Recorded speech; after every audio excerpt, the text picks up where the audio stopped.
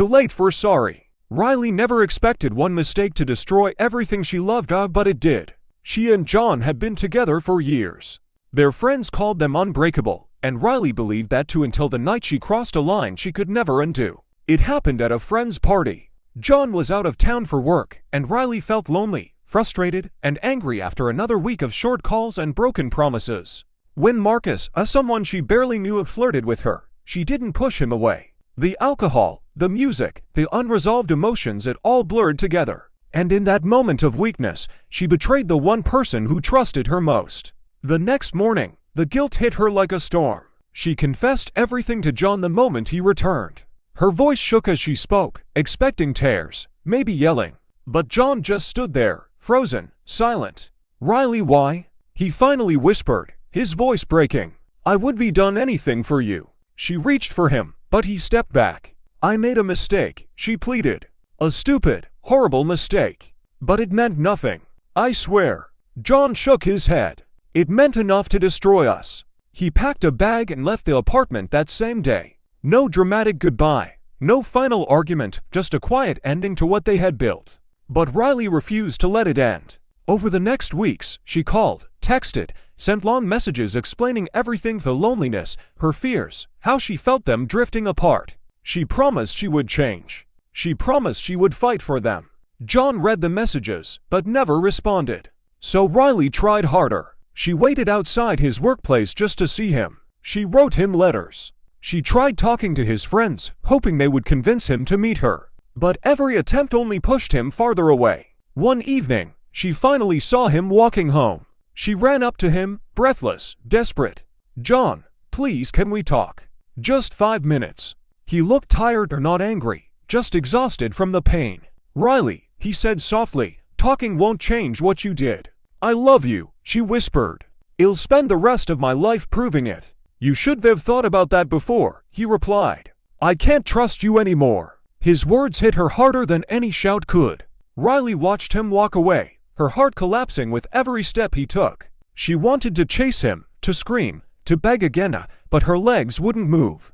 All she could do was stand there and realize that love wasn't always enough to fix everything. Over the next months, Riley tried to move on, but she couldn't. Her mind replayed their happiest moments, their plans, the future they were supposed to build. She tried therapy, journaling, anything to fill the emptiness, but it always came back to him. She still texted John sometimes, as short messages, simple questions, but he never answered.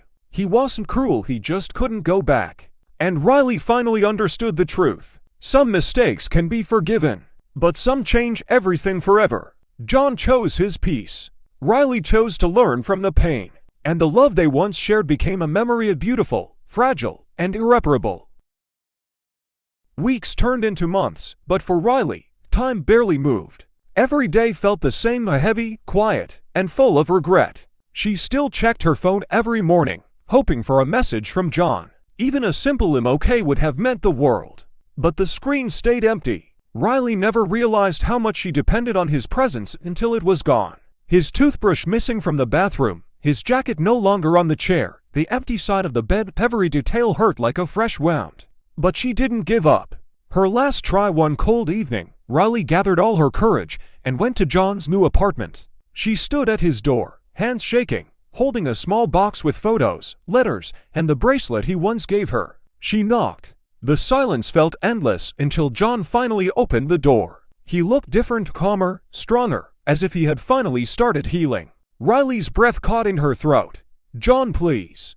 Just listen," she said softly. He didn't close the door, but he didn't invite her in either. "Riley," he sighed, "we've talked about this."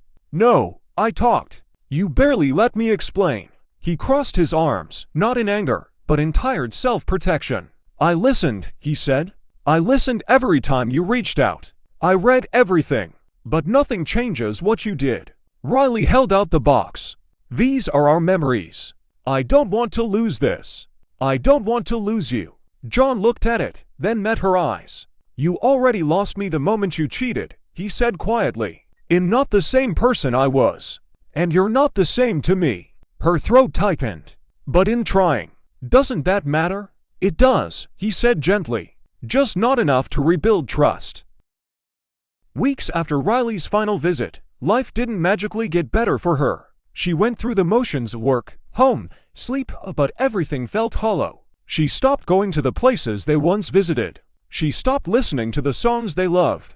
Even her friends noticed the change. "Riley, you have to move on," her best friend Mia said gently. "I can't," Riley whispered. "I don't know how."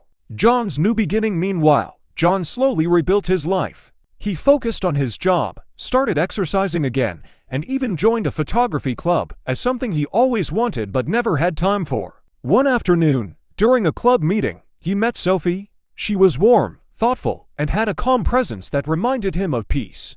They talked for hours about traveling, music, and their hobbies. For the first time in months, John laughed a real, genuine laugh. He didn't feel ready for something new, but he felt himself healing. When he walked home that night, he didn't think about Riley. And that meant more than he expected. Riley's breaking point. A few days later, Riley saw a photo online, a group shot from the photography club. John was there, smiling, standing beside a girl she didn't recognize. Her chest tightened. She zoomed in on the photo, desperate for details. Their shoulders were close. They were laughing. He's moving on, she realized.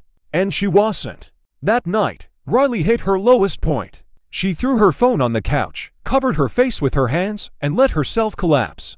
Her sobs were raw, exhausted, hopeless. But something inside her changed. For the first time, she understood that chasing John was no longer love, it was self-destruction. She grabbed her journal and wrote one sentence. "I need to save myself now." Riley started therapy. She stopped checking John's social media. She limited herself to one memory a day, and then slowly, none. She learned why she cheated, why she felt empty, why she clung so desperately afterward.